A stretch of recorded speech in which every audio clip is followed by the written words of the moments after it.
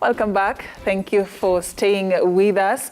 And of course, you're just picking up the conversation we're having this morning, talking about the best way to have the talks between the two sides of the divide, the government and the opposition. The bipartisan talks, the proposal that is on the table right now, and of course just yesterday, developments that now push us towards another proposal for a multi-sectoral approach to doing this, to include other players who are not necessarily in parliament. What difference will this make? That is what we are trying to dissect in studio this morning with my panel. I have a panel of three. Marcus Agenga, he's the Senior Programs Officer, ELOG. We're also having in studio Diana Gishengo, the National Coordinator, TISA, and Titus Makanu, a lawyer. And just before we went on break, we were discussing the IEBC issue because it is back again on the table. And before we just conclude with that, I'd like to hear your thoughts as well. Marcus, what will it take to create the ideal situation that Wakili described earlier, to have a commission that is independent, that is conducting its mandate without the political influence, if it is even possible? What will it take for us as a country to get there, so that after every election, what the referee will announce as the final results, we take it home and we move on? Will we ever move on? I think for me, it is in principle. I think we have, if you look at our legal infrastructure and the kind of reforms that even as observers we speak about, the IEBC as a commission is properly constituted and has the capacity to work given within the confines of that legal infrastructure that defines it. But we must also remember that elections is also a political process, and as such, it's guys look at it very critically, and every small mistake can lead to very serious consequences. So, shall we reach at a point where we accept, because every contest must have a winner and a loser. Yeah. And if that contest is done in a manner that satisfies both parties, they should be able to go home happy. I lost fairly, she won fairly. That should be it. But in a country where we mistrust each other, we mistrust our institutions, earlier on Dana spoke about the capture of institutions, and how that is a threat to democracy in the country. So when there is a perceived or real threat to these institutions, people won't be happy about it. When your statements are made, when politicians seem to align themselves to a coalition, then what you get out there is the impression that someone is, they're holding fort for someone else. But for me, I still go back to what I said earlier, that we as a country, we need to identify our immediate concerns, our mid-term concerns and long-term concerns. And for me, I will go back to the fourth agenda in the National Accord. For me, that is the way to go. That granted that we had a win and a lose in this election, the Supreme Court pronounced itself, the IBC did. Even as observers, as ELOG, we did pronounce ourselves in terms of credibility of the electoral outcome. But that is behind us. But it keeps on presenting itself as something near and something new.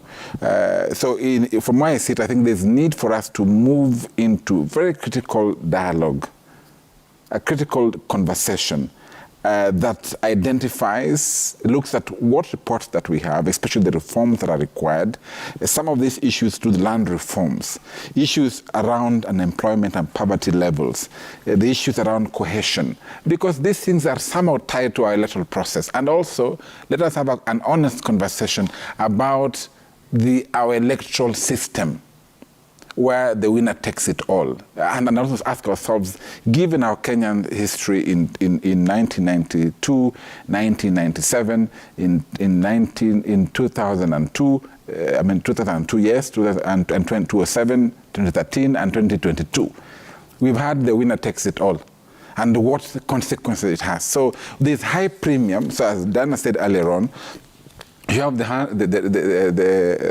Raila having half of the guys who voted in the last election, the same thing with President Ruto, almost half.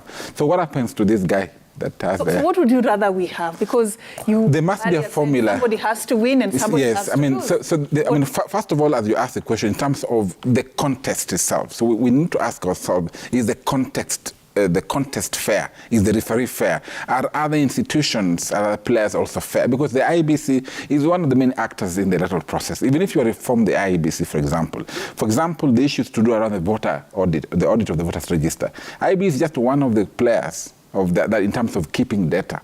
Data in election is quite important. IEBC is one of the many data handlers in the country. So the other actors in the electoral process are the political parties, the Office of the RPP, you have the data protection. All these offices work together to ensure that we have a credible process.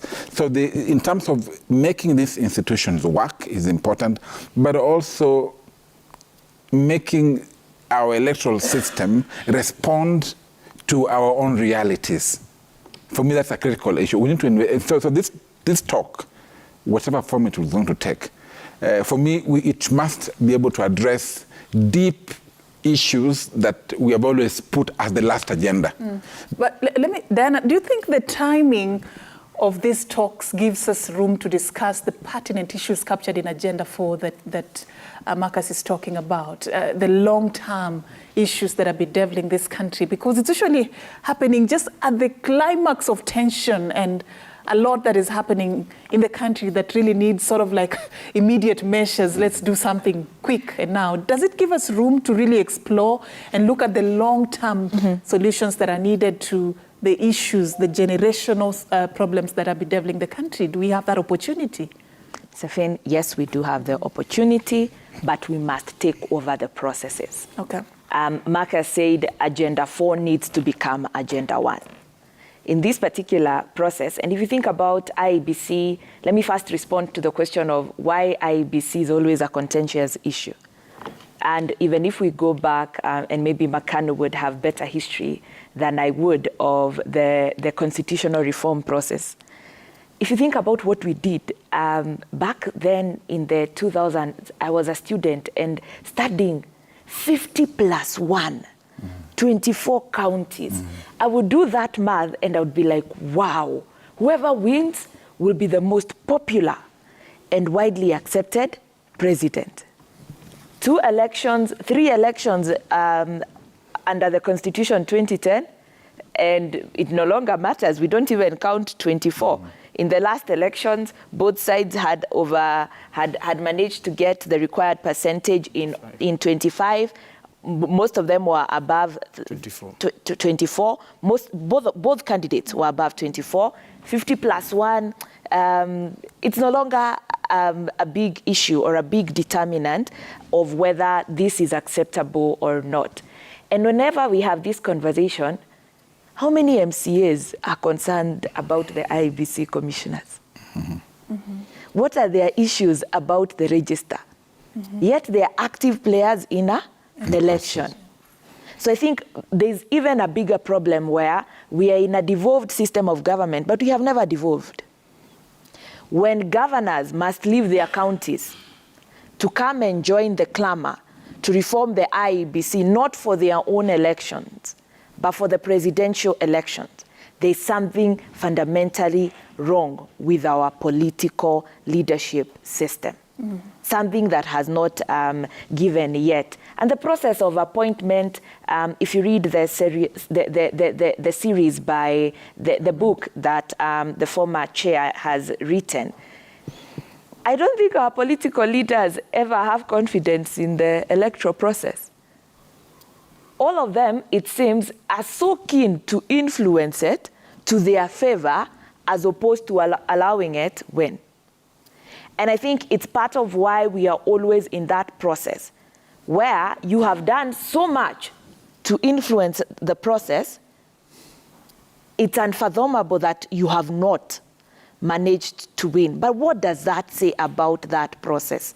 We keep speaking about Agenda 4 and institutional reform. And truth be told, 2010, 2013, a lot of institutional reforms happened. Reforms to the judiciary. The IEBC, as we have it, is very different from the IIEC. When you think about ODPP, all these commissions that were appointed for the first time. I used to enjoy them when those chairs of commissions would come and share their numbers. There was so much confidence that finally we are getting it right. Security sector reforms also happened at that point. But we are at a point now where all that has been negated and it has faded. The strength of institutions is no longer existent. So I think we do have an opportunity to start with the people's issues as we move to the others. If it was possible, I like that Honorable Raila yesterday remembered the moment. How to be with the people is to take back cost of living to the top. I am hoping that we can maintain that. Because if we are to address the cost of living, we must address deep inequalities and historical injustices before we go into the power. But there are very, very serious risks there. We must address our economic models, our land reforms, the security system. Because, Safin, the Inspector General gave an apology yesterday to journalists. Okay, I hope mmepokea that particular apology to the Northlands attack and to other attacks. 7 days. But only after the political conversation that happened on Sunday. If that had not happened, we would not be receiving the apologies and the communication of accountability that we are seeing from the IG. So that is necessary. That is necessary for accountability. But that tells us, is the IG really independent? I am not too sure. But if we keep cost of living at the top and mobilize using the people, there is a chance we will reform. But if we reform the political questions before the people's questions, forget, we will lose yet another opportunity. All right. Wakili, how do we make it different this time? How do we get it right this time in structuring this dialogue to tap into the opportunities that it presents for us to come up with lasting solutions to the issues that have ailed the country for generations, for decades? She has talked about reforms that sort of took place, but now it's sort of like we're going back. How do we make this upcoming dialogue work, make it fruitful, make the outcome sustainable going forward? First, I will begin from the point where you said that how comes IBC is always at the center of all these problems? It's very clear. IBC decides election results. And as we know, elections are what informs governance. Elections are what informs policies. Elections are what informs distribution of resources. Once a government has been put in place, those are things that it's needless to say. So IBC plays a very critical role in informing how now the Kenyans perceive governance, policy formulation, and distribution of resources. And actually, every moment we have elections, Kenyans always have this anticipation that we have yet another moment to perhaps change things. But if things don't change the way they want, that's why you see all these whimpers. So how do we move forward and try to get it right? Most importantly is that we have a constitution in Kenya, which provides that all laws that regulates the conduct of all institutions must be in strict compliance with the Constitution.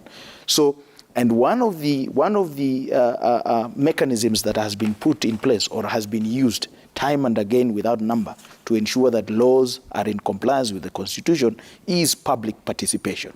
Public participation is a moment where Kenyans from all walks of life are given an opportunity, either directly or through their elected leaders, to give their contribution as to how they want laws to be framed. And that's why you see laws that have not infused public participations have always been declared null and void ab initio through court processes. So how do we get it right? This issue of selecting the IBC, the panel that selects the IBC commissioners and eventually the process of vetting the IBC commissioners, let it infuse a high level of public participation, such that the panel that will be placed in place, the panel that will be put in place to select the commissioners, has to go through a rigorous public participation process, so that at least we get a larger section of the country having confidence in the process. And then eventually, once we have the commissioners that now are going to be vetted, let them go through a rigorous public participation process so that at the end of the day, we can say we have attempted to ensure that all stakeholders, Kenyans, either directly or through their elected leaders, have participated in this process. And once we have these laws that put in place these institutions and officers, if you are uncomfortable with it, then you follow the process. You go to court, you challenge them. But remember, all what we've been dealing with is a dispute that elections are not fair, a dispute that the referee is not fair. And that's why we have laws to regulate disputes. And one thing Kenyans also must understand is that a dispute must come to an end at some point. And it is highly likely that there will be a winner-loser situation. That is how things are, and we have to accept it. And the Constitution places these requirements so clearly that if you are dissatisfied with a legal process, with a political process, you can file a petition in court. But the court at some point will decide it with finality. That's why we have a Supreme Court. Okay. So if we can formulate the laws that put in place this institution to be in strict compliance with the Constitution and try to eliminate any political influence in the manner in which these institutions are put in place and the manner in which these officers are put in office, we are likely to achieve a solution, a lasting solution to this problem that we've had for quite some time. You've talked about public participation. Marcus, when we talk about public participation, what do we mean? Because this public, they follow certain politicians, and there's politicians who have huge following and they can influence anything. So when we're talking about public participation, the ideal kind that would input, what really captures the interest of the common mwananchi? What are we talking about, and can we get that looking at our current context? I think, to be very frank with you, it is very hard to, the nature of the public participation that the law envisages is very hard to get it, because the agenda is already set, and especially to do with electoral reforms on certain issues that have taken a political nature. You would go into the strongholds of these coalitions or parties. They already, I mean, in the public rallies, once they address the public rally, that's public participation. Wangapi wamekubali? May I know, they shout, and that's public. I mean, Diana can go there with TISA, Wakili can go there with a number of clinics, but I can assure you the major political players in that particular region will set the agenda. So for public participation to be effective, it must be informed public participation, that people must understand and appreciate the subject matter being discussed, but also people become devoid of influences outside themselves. So as it is now, it's quite very hard to achieve it, because the agenda has already been set by very powerful forces, namely the actors. And since we're talking about, and I think this is what you asked earlier on, then how does, we don't know the end of this, whether we go the bipartisan or the multi-sectoral approach. In both cases, public participation will be required. And for me, for public participation to be, so the nature of dialogue must be defined. And in both cases, the only thing I've seen the Honorable Leader say is that he would like to have a similar discussion like we had in 2008, where we had experts coming in. But also, there should be a very proper structure of this discussion, where, especially because the elections belong to the people. And the people have their agencies that represent them outside Parliament or the structure. So we want to see how the people will be involved and also their views sought. That is important for me. How do we ensure that the people's views are sought? Because they know what ails them. All right. Then are these people empowered? Do you have a populace that is empowered to speak for themselves when you're talking about public participation? And as you respond to that, you propose that this should be a multi-sectoral discussion, dialogue that will bring the critical players on the table. I want to understand from you, who do you think should sit at that table, and what should they represent for us to come up with something that will work for this country?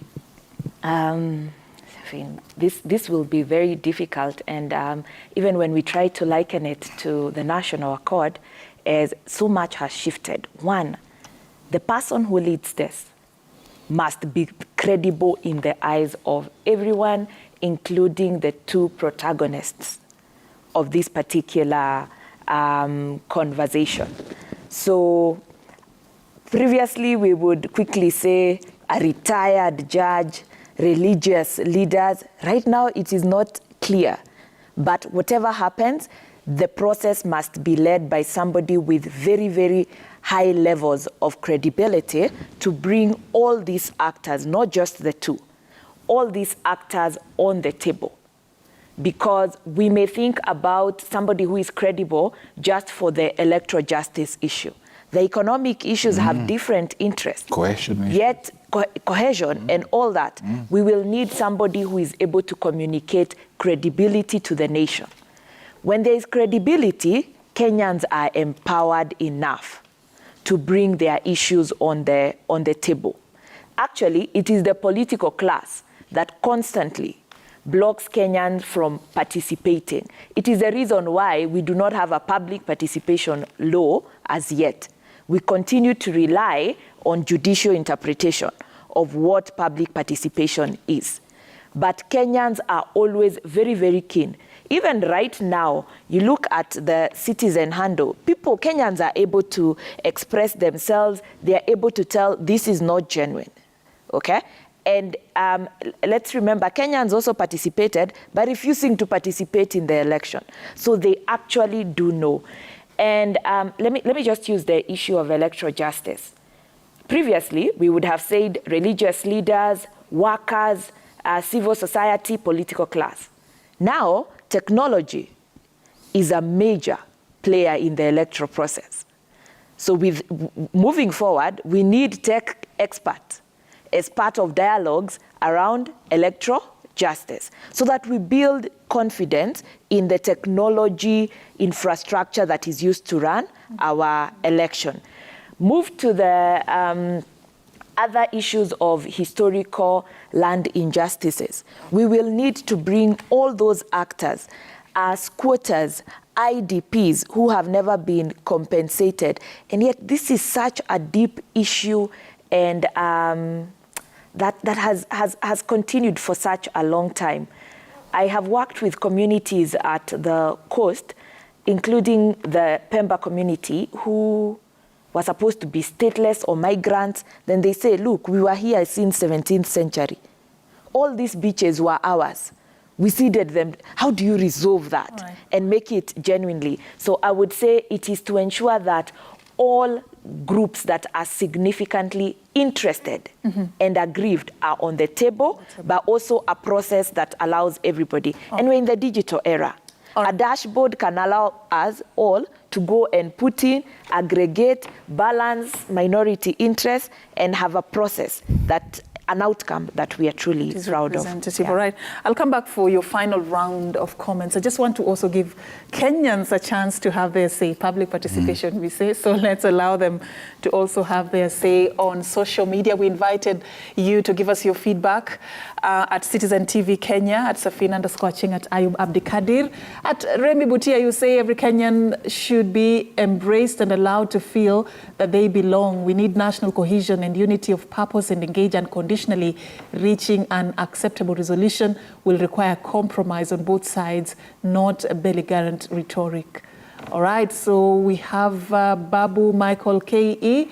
It doesn't matter how they call it, bipartisan, etc. Issues affecting the common mwananchi should and must be the center of such engagements, nothing less. Chalo Wood Rosie, opposition is not interested in a handshake that will make them be part of the government. The handshake they want is for the agreement in common agendas for national growth and development. Engineer Lazaro, the current divided parliaments can't come up with a meaningful solution unless we are burying our heads in the sand. Bipartisan dialogue should be widened to include neutral technocrats, religious leaders, and NGOs. We have J.M. Musoma. Nothing meaningful will be achieved if the dialogue between Azimio and Kenya Kwanza will be domiciled in Parliament. That institution lost its independence to the executive after a massive exodus of Azimio MPs after polls. Raila has previously blamed Ruto for that. All right, we have Bob Otieno Owino. You say bipartisan talks should be approached through Parliament as guided by the 2010 Constitution. Unless we have become a banana country, then otherwise approach may take course. All right, discipline should be returned to Parliament. You can't have elected MPs defecting. We don't have a Parliament right now. It may be necessary for a structured discussion like the 2008 one. That is Moses _Rajoro. Honorable Lillian Sioi, the bipartisan process coupled with the multi-sectoral moderation will ensure that we don't have gaps in engagement. Our friends from the Azimio side should show some commitment in the talks that will bring back normalcy. Thank you for that. Now, Godi Baraza Were, the bipartisan approach should be bolstered by an additional partner to moderate the process. We want an engagement that will be thorough, fair, and just for us to achieve a lasting solution in the end. Right, a lot of feedback coming in. And of course, a lot of feedback coming in, and we appreciate those of you who've sent in your thoughts to add on to the conversation that we are having in studio this morning, talking about the bipartisan talks and the multi-sectorial approach of doing it. What is the best way for the country? That's the question we asked from you, and you've had your say there. Some of you saying they recommend the multi-sectorial approach that will have neutral voices to the conversation, that will offer proposals to the solutions on what the country is currently facing. We appreciate your thoughts. Keep sharing them, and we'll be sampling more as we continue. And I'd just like to get your thoughts as well, Wakili, on this. There seems to be a divide in terms of how to move this forward, even in Parliament. There was one of the viewers there who talked about, now we're not having Parliament. Now the Parliament has been dominated by the government, and there seems to be sort of like a concern even from the Azimio la Umoja One Kenya in terms of the game of numbers in Parliament. I just want to understand from your quick analysis how this is likely to pan out, and why there seems to be sort of like a change of ground from the Azimio la Umoja One Kenya Alliance concerning the previous proposal on the nature of the bipartisan talks that were to take place as at Sunday. Now it's sort of like, let's do something different. Let's go back to 2008. Just your analysis of where this could be coming from. Yes. Right after the president did announce that he's open to talks, and then he made his statement on Sunday, and that led to the ceasefire, as such to say. And yesterday, we saw statements being issued by the former Prime Minister following the president's also address while in Rwanda. The president was saying that there is not going, we should not expect any handshake. Now, and right after that, that's when we have seen a number of about 5 demands, fresh demands by the former Prime Minister, saying that there are a number of issues that need to be taken into account before they do anything else. But most importantly, they are saying, for example, that the servers need to be opened. They are saying that multipartyism needs to be prioritized. Mode of talks, parliamentary process needs to take the needs to be akin to that was regulating the national accord in 2007. Now, for me, I think this is an afterthought, because the former Prime Minister has said that before they came to a moment of truce, emissaries of both sides have been speaking. So that means they have been sending their representatives to speak to each other. The former Prime Minister and the President have said that they have not met, but they have met through their emissaries. Now, on Sunday, a bipartisan approach was proposed by the President, and we did not hear any divergent view, neither did we hear anyone disputing. 2 days later, or about 3 days later, we now see fresh demands. So there is a likelihood that within the Azimio circle, there are people who have reminded the former Prime Minister that, hey, you know, if we go this bipartisan process, we do not have the numbers in Parliament. And that's why you see perhaps that has informed this demand that members, MPs that were allied to Azimio need to go back to Azimio so that they can try and strike that equilibrium that was there before. Because there has been allegation that the government is buying members of Azimio, the MPs that are allied to Azimio.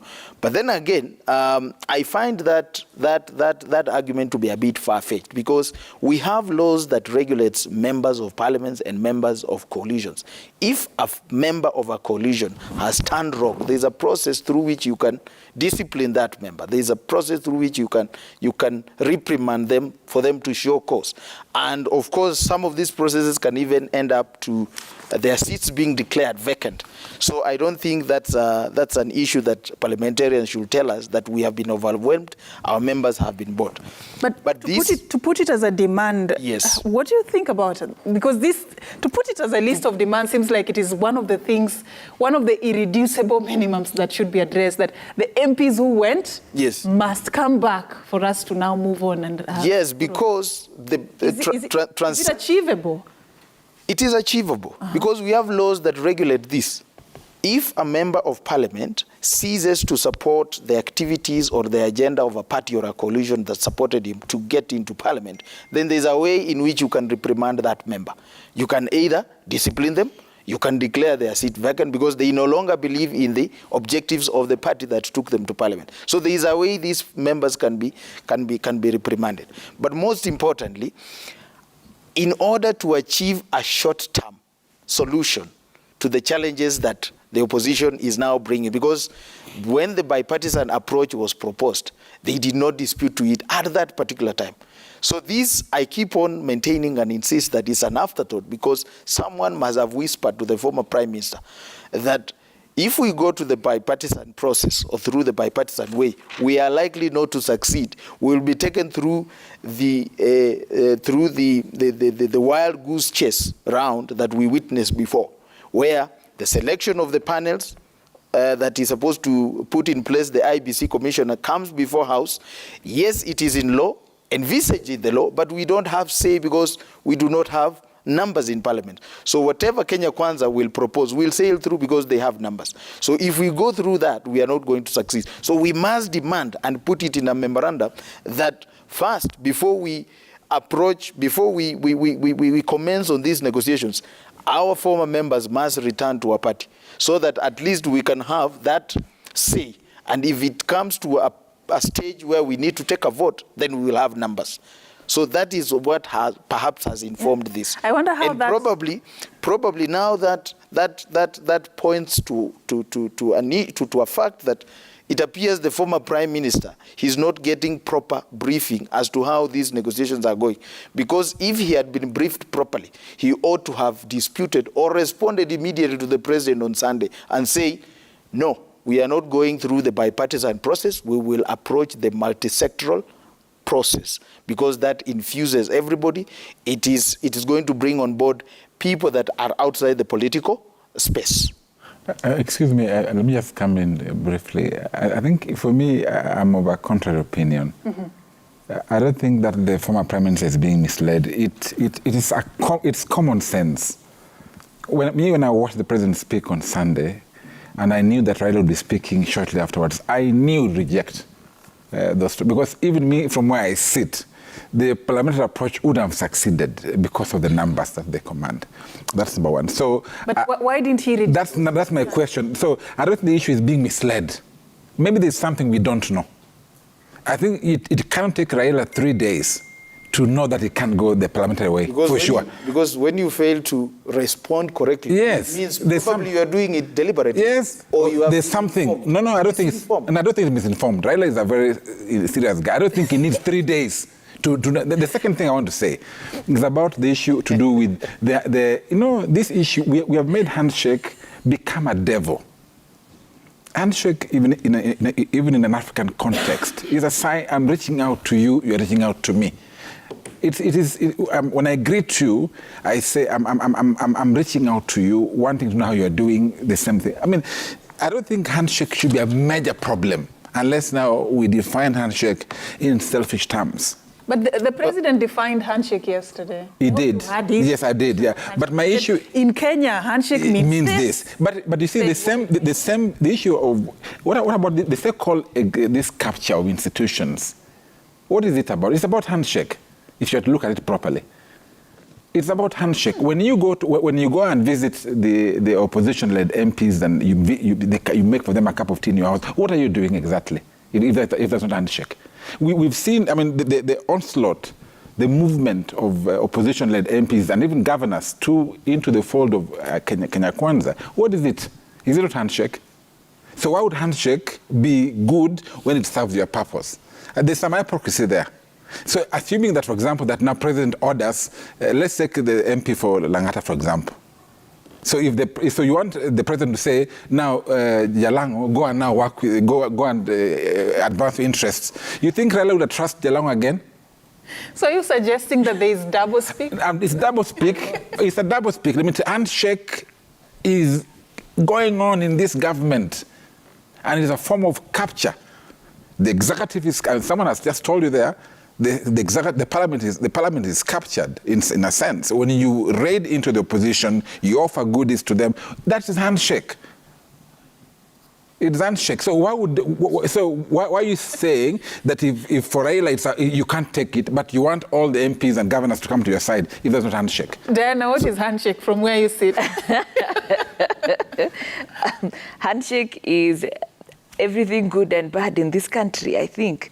That is what it has become, but it is now the new way of consolidating power. Handshake is about, it creates a truce, but it is about consolidating power. If you think about it, and as we get into this particular process, we are getting into the same thing. We had tyranny of numbers. It's the same thing that is playing out currently. And it's not even at this level. At the Council of Governors, the numbers were supposed to be split into half. Yeah. That was not the case. And for those of us who are analyzing the outcome of the elections based on party strength, there was some level of confidence that whoever wins, there will be significant checks and balances. There was even a likelihood that Kenya Kwanza would have won, say, the presidency, they lead the executive, while the parliament is in the hands of a different coalition. That would have finally given some level of meaning to our presidential system. But having said that, and I know you're about to take us to our closing remarks, whatever needs to happen, this country is in a crisis. We have deep, deep, deep problems. Between what happened on Sunday and Monday, it is very, very worrying. Sunday, there was some level of communication. We have de-escalated. I would have hoped that both sides go and reflect with the best interest of this country. But all we saw in yesterday's statement was shifting the contest from the streets, from people's livestock and forests, to the press. Everybody chest thumping and holding their ground of what is not. Nobody is telling us what is needed for this country. Essential services are collapsing every day. Our children, we are not sure of their future. 1,000 shillings means nothing anymore. The floods are here, we'll go back to a drought.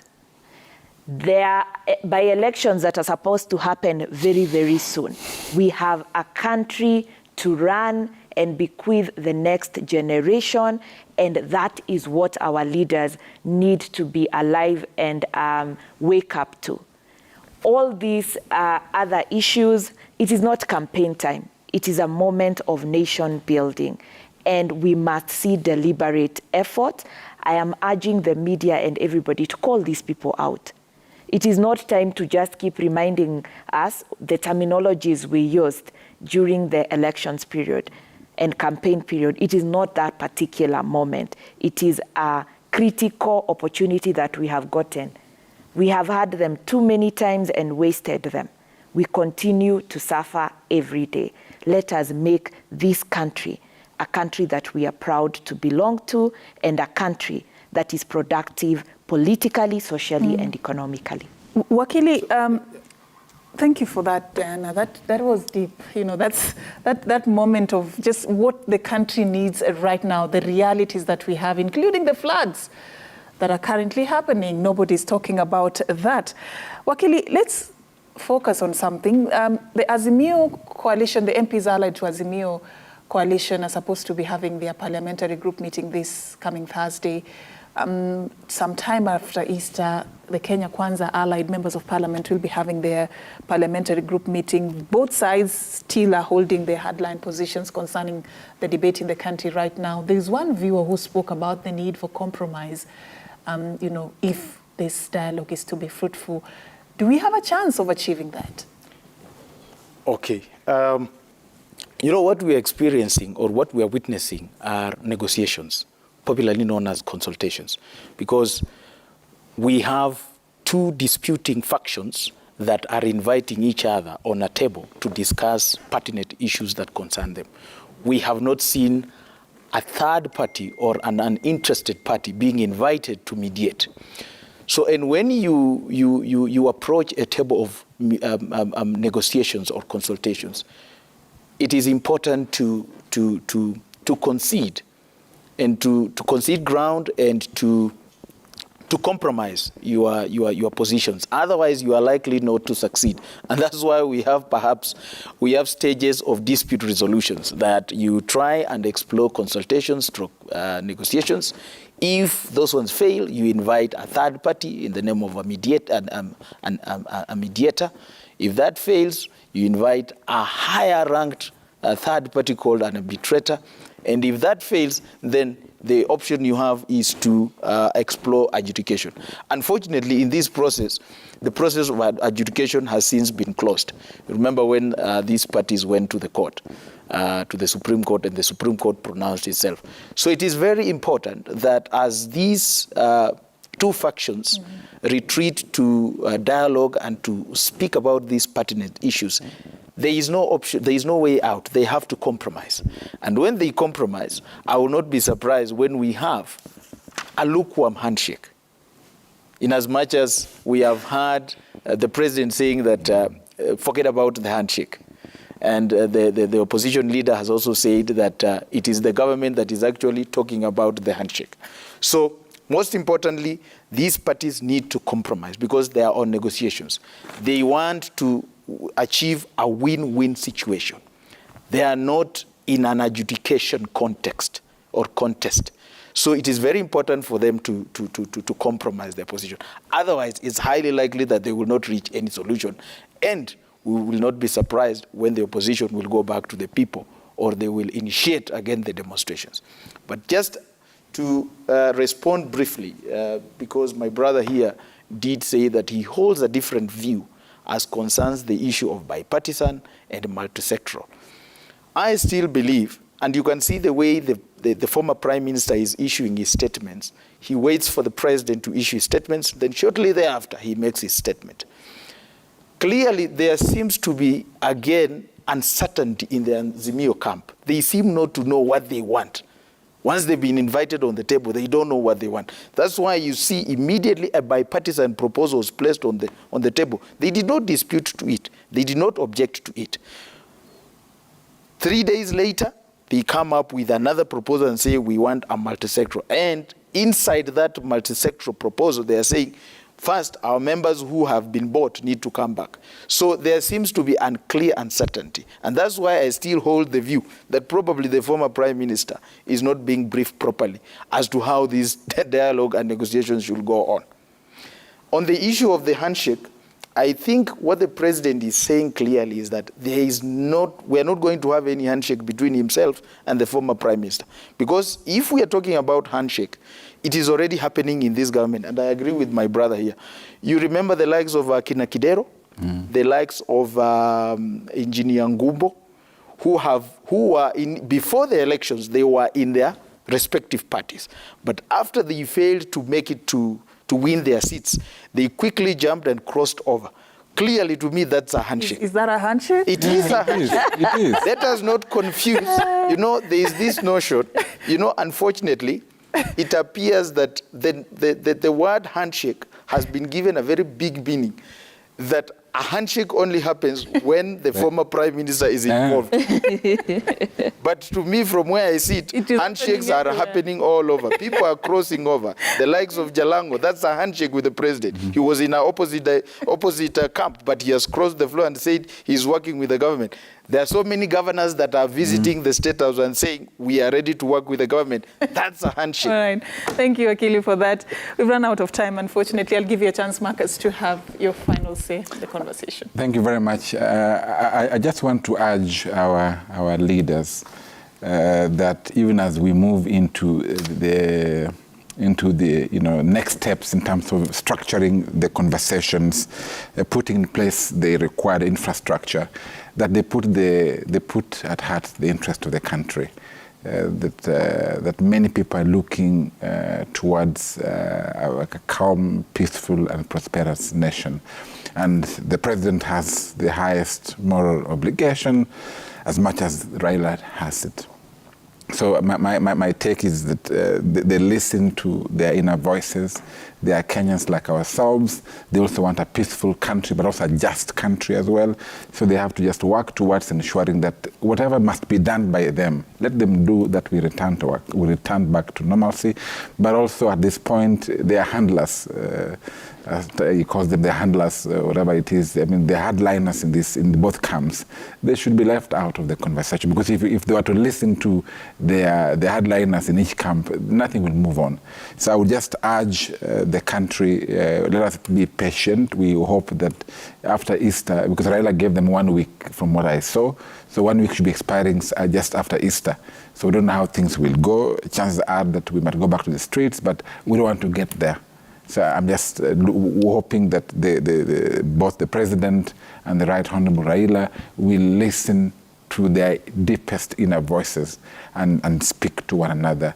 And whatever form the handshake takes, if it's what bring our country back to life, let us bring back life to our country. But I will urge us to go back to Agenda 4 and make it Agenda 1. Titus and Diana. That should be ours, our call. Make it Agenda 1, because high cost of living and employment, everything is in that agenda. Let us make it Agenda 1. Okay, thank you so much.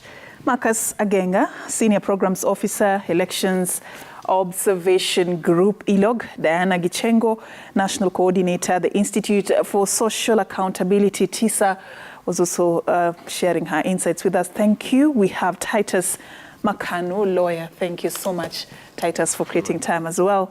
And that is how we wrap it up right here on Daybreak. I thought I knew what a handshake is. Now I'm left asking what is a handshake. But thank you for your insights. This country is bigger than any interest of any person. Whoever is going to sit on that table, whatever they are going to discuss, let it center around the interest of the common mwananchi and making life bearable and this country tolerable for each and every one of us. I hope that can be achieved. At least that is what is our demand as Kenyans. Thank you so much for creating time for us for Daybreak, but it continues. Willis Raburu will be taking it up from here. My name is Safina Cheng Oma. Have a lovely day.